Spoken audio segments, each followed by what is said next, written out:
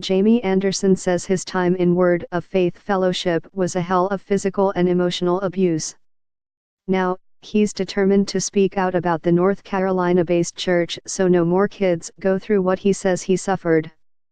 December 13, Spindale, NC. AP, Jamie Anderson vividly recalls being a skinny kid trembling on the floor of a dank, windowless storage room, waiting in terror for the next adult to open the door. He was bruised and exhausted after being held down while a group of Word of Faith Fellowship congregants, including his mother and future stepfather, beat him with a wooden paddle, he said. As with most punishments at the secretive Christian church, Anderson said, it was prompted by some vague accusation, he had sin in his heart, or he had given in to the unclean. The attacks could last for hours until he confessed to something, anything, and cried out to Jesus, he said. Sometimes even that wasn't enough for redemption. Then, Anderson said, he would be locked in a dark place he called the green room, where he would bang his head against the brick wall, wanting to die. I just wanted it to end, he recalled in a series of interviews with the Associated Press. Of course, they told us that killing yourself is the unforgivable sin.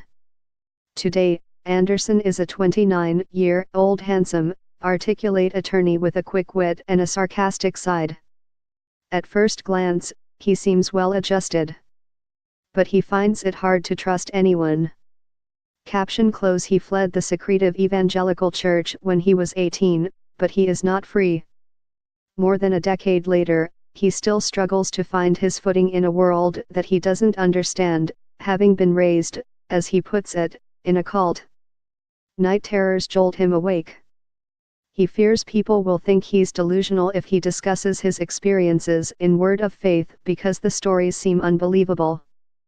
He missed a lifetime of pop culture, which makes it difficult for him to build connections with his peers.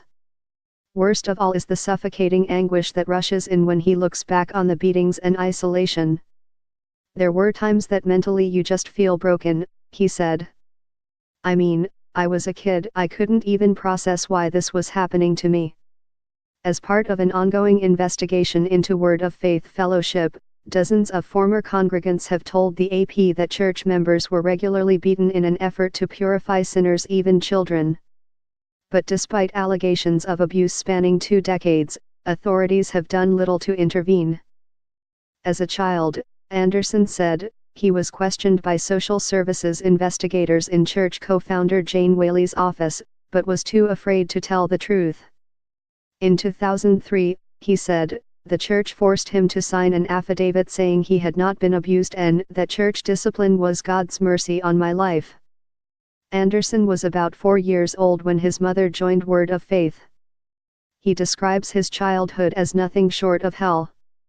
Throughout his adolescence, he was singled out as a rebel and suffered some of the most brutal treatment in the church, nearly 24 former congregants told the AP. Among his transgressions, making a funny face at a classmate.